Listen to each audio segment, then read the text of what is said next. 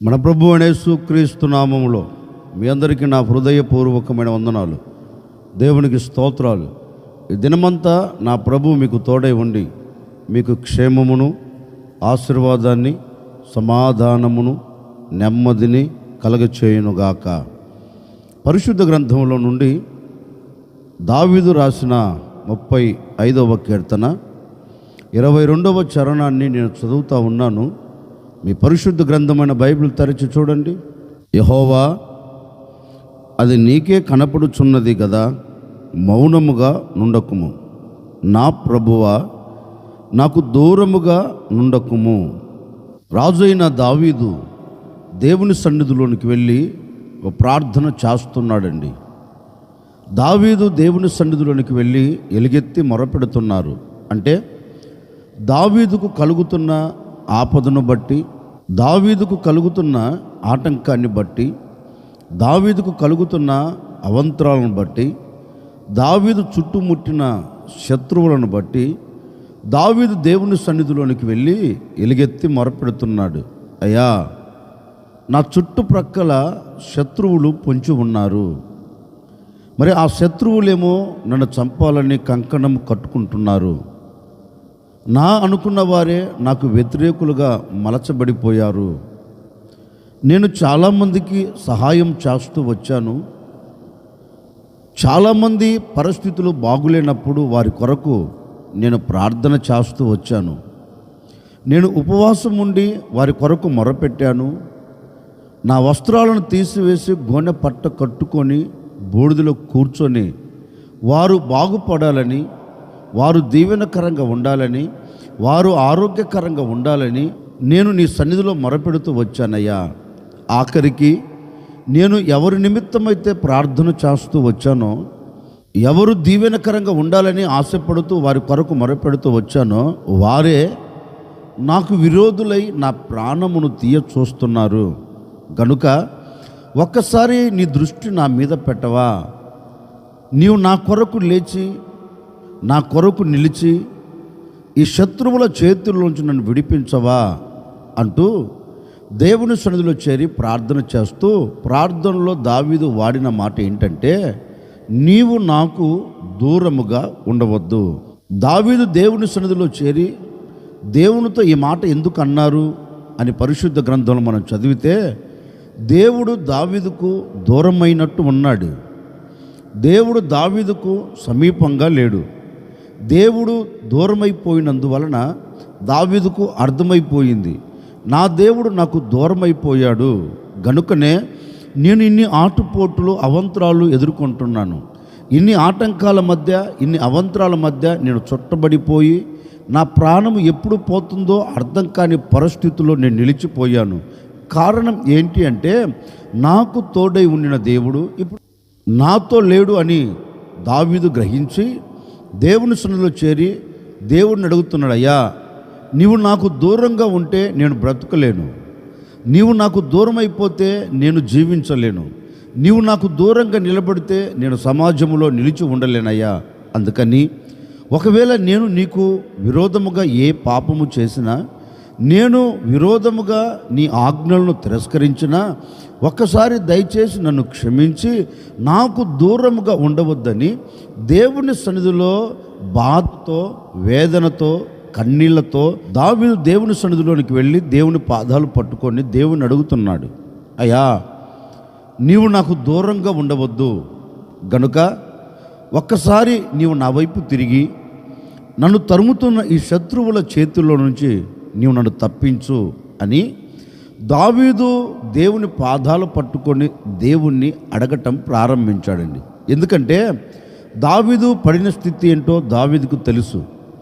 దావీదు ఎక్కడ దేవునికి దూరం అయ్యాడో దావీదుకు తెలుసు. దావీదు ఎక్కడ దేవుని ఆజ్ఞలు మీరాడో దావీదుకు తెలుసు.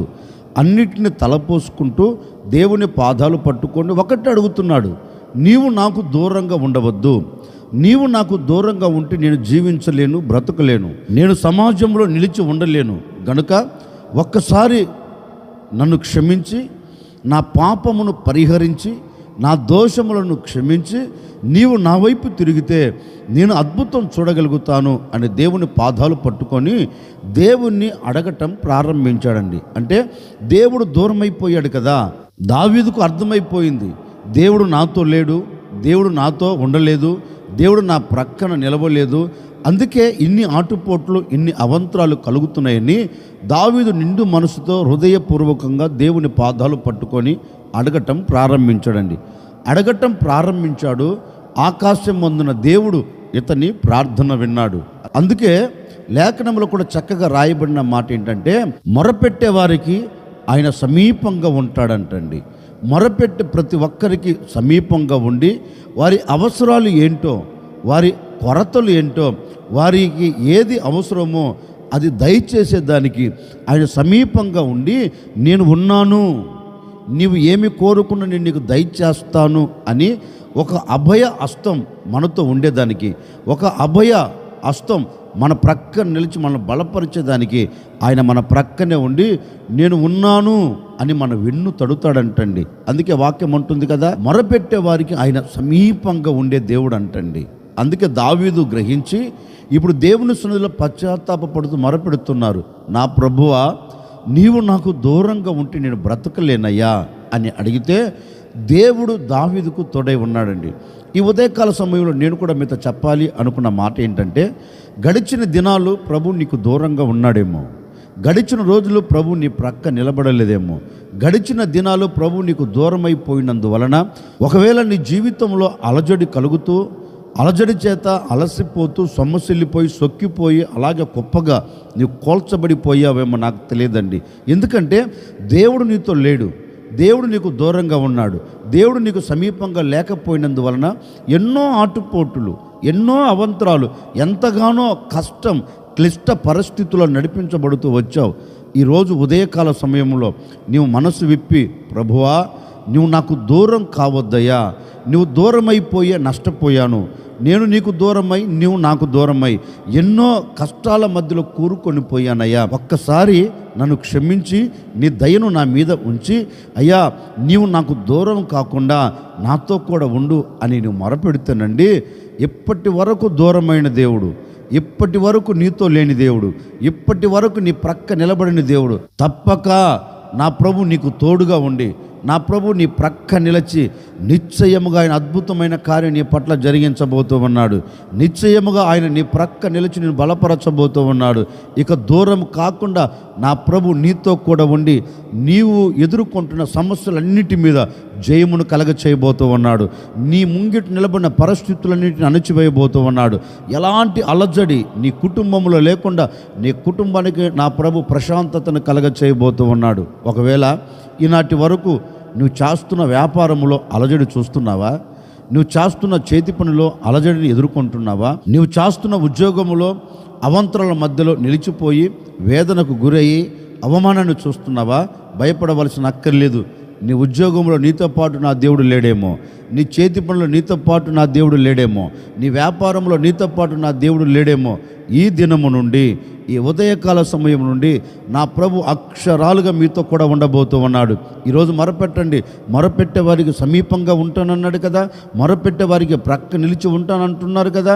నీవు ఈరోజు మొరపెట్టు చూడు, నా ప్రభు అక్షరాలుగా నీతో కూడా ఉండి నీ వ్యాపారంలో నీకు దీవెన కలుగునట్లుగా, నీ చేతి పని వర్ధిల్లునట్లుగా, నీ ఉద్యోగంలో నీకు ఘనత కలుగునట్లుగా నా ప్రభు ఒక అద్భుతమైన కార్యం జరిగించబోతూ ఉన్నాడు.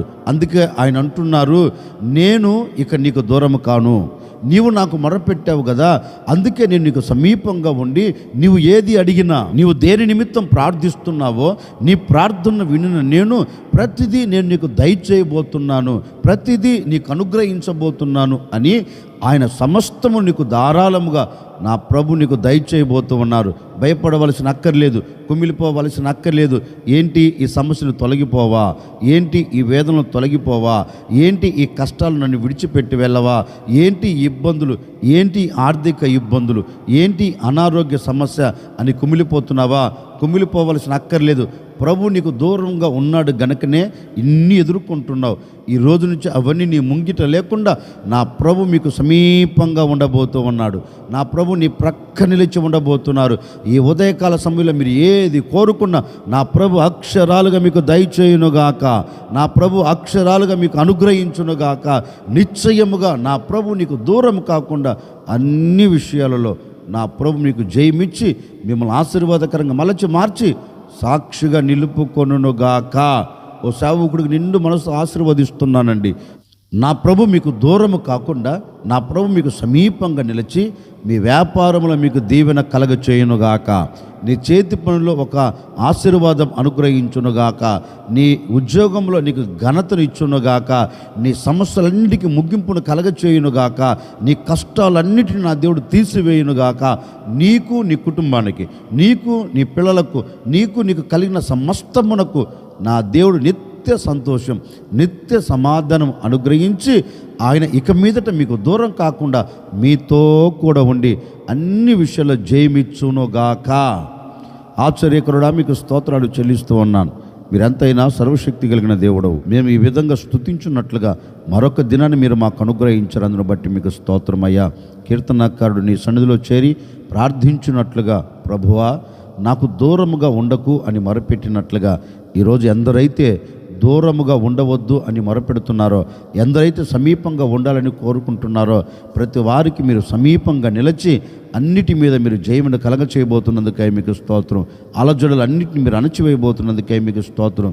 ఈ దినమంతా బిడ్డల చేతి పని, వ్యాపారం, ఉద్యోగం, రాకపోకల్లో మీ కాపుదలు మీరు అనుగ్రహించి తోడై బిడ్డల దీవెనకరంగా మలచమని యేసు నామములు అడిగి వేడుకొనుచున్నాము తండ్రి, ఆమెన్.